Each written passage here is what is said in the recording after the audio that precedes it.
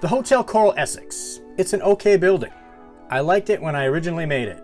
I learned some stuff, but now I've been inspired to tear it down and redesign it.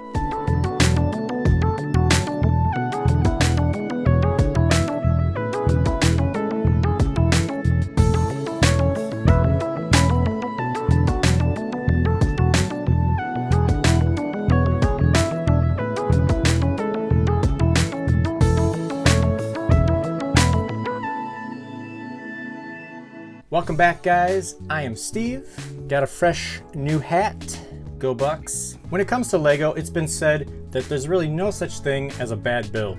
When you create something, you use your imagination and something wonderful is born. The beauty is really in the process.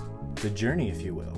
My 4-year-old son, who has been working very hard at bringing death and destruction to Brickadelphia, recently convinced me to start playing Spider-Man again. For the 3rd time. Don't get me wrong here, this game is awesome. Miles really loves this game. He loves Spider-Man. And when I play the game, I spend most of my time just swinging through the city, getting inspired by all of the architecture. This game is what inspired the design for my police station in Brickadelphia. And while playing it again this time around, it's inspired me to revamp the Hotel Coral Essex. And I'm sure it probably won't be the last time the game inspires me either. There really wasn't one building in particular in the game that inspired the redesign for the Hotel Coral Essex, but the game did influence me to change up this area of Brickadelphia's skyline. My original idea, it changed a little bit. Instead of creating a handful of smaller builds to put back here that are bumped up side to side in the fashion of Lego's official modulars, I've decided just to put a couple larger buildings back here now. So for now, Brickadelphia's laundromat, Tidy Whitey's, is going to temporarily live next to the donut shop. Do you guys like it there? Is that a good spot for it? Lego City planning. Always changing my mind.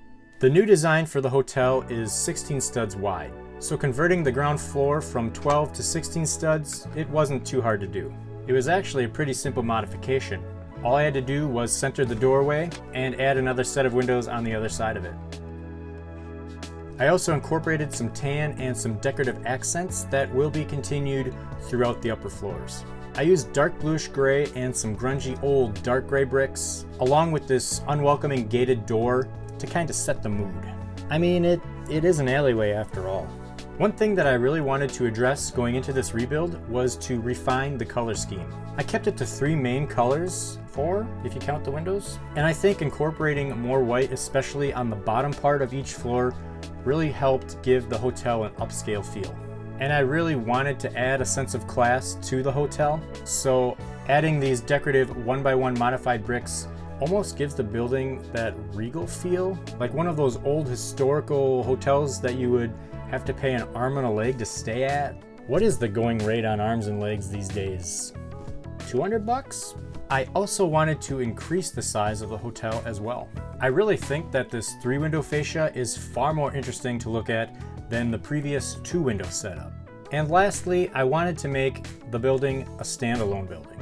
I really liked this design I made for the sides of the building. I was running low on brown window frames, so I came up with this simple design.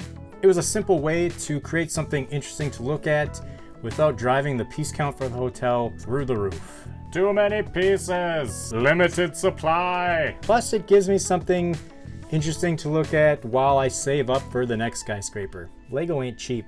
Skyscrapers! So fun to build and such a headache to plan for. Such a pain in the head. If you're like me and you love huge Lego buildings, check out this video here. I took 2 of Lego's police modular sets, combined them together to make a 7-story donut shop. Don't forget to like this video if you enjoyed it, and as always, thank you so much for watching. We'll catch you next time. Bye!